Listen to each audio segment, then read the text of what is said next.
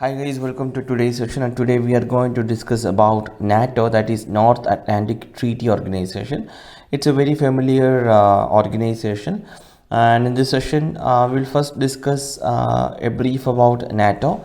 Then we'll discuss what is the founding and purpose of alliance, and then we'll discuss about the relevance of NATO, and finally we'll discuss the relationship between India and NATO. So this is how I plan this session. Let's now start. So friends, NATO stands for North Atlantic Treaty Organization, and it is an intergovernmental military alliance established by North Atlantic Treaty, and it is otherwise called as Washington Treaty, and it was established in the year 1949, April 1949, and by United States, Canada, and several Western European nations.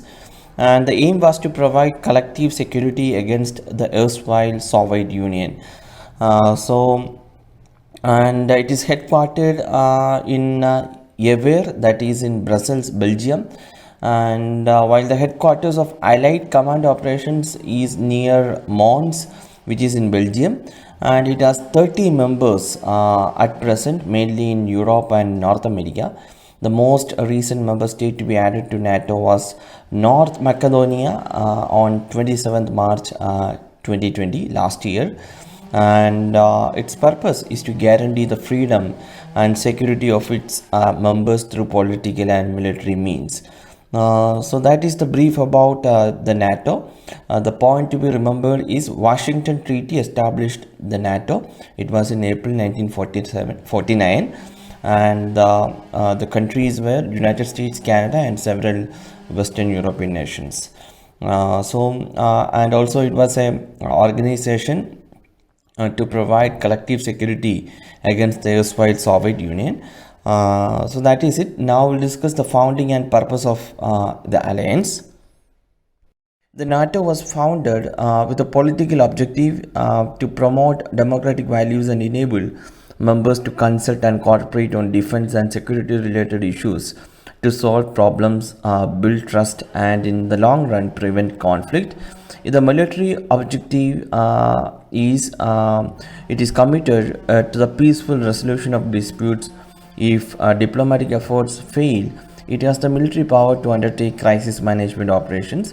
And the key provision of this treaty is Article 5, states that if one member of the alliance is attacked in Europe or North America, it is considered to be an attack on all members. That effectively put Western Europe under the nuclear umbrella of the US. And NATO was founded to ensure collective protection of its members.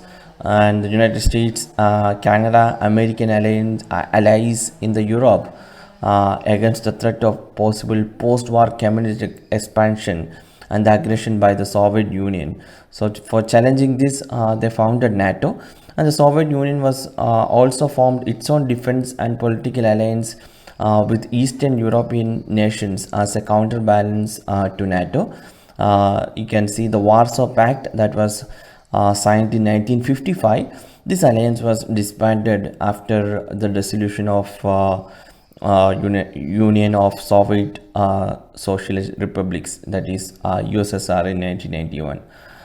So that is the purpose of NATO and the background regarding the founding of NATO. Now we discuss the relevance of NATO.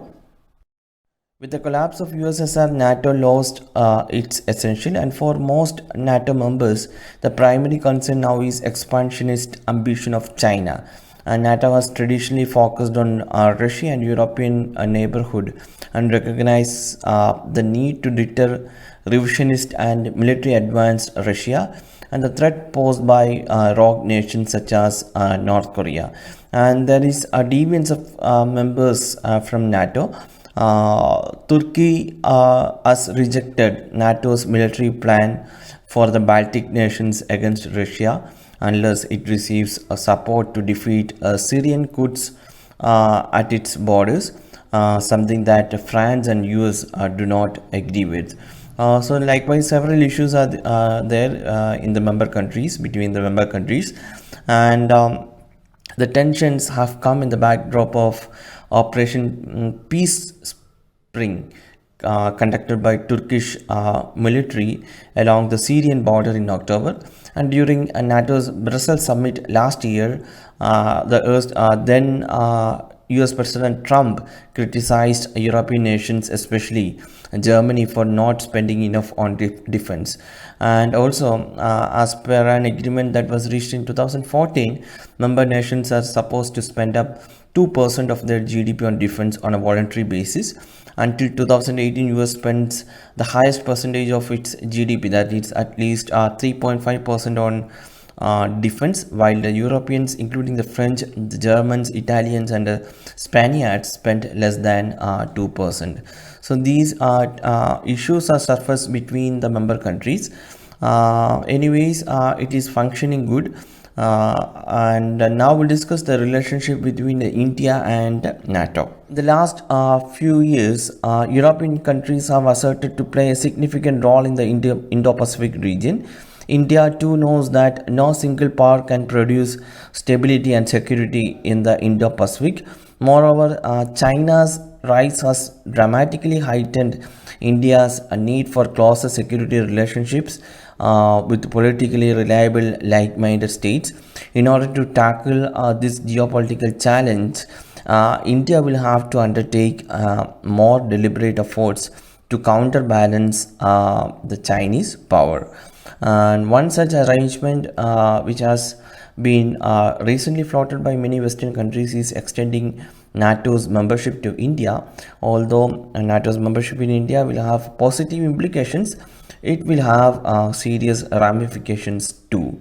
So that is the relationship between India and NATO. We are not a member to it, but hopefully in the near time, India will get a membership to NATO. That's all about this particular topic, guys. It's a very important organization, North Atlantic Treaty Organization. You can expect questions in prelims as well as mains also. So please study about this. We'll meet tomorrow with another topic. Thank you for watching this lesson.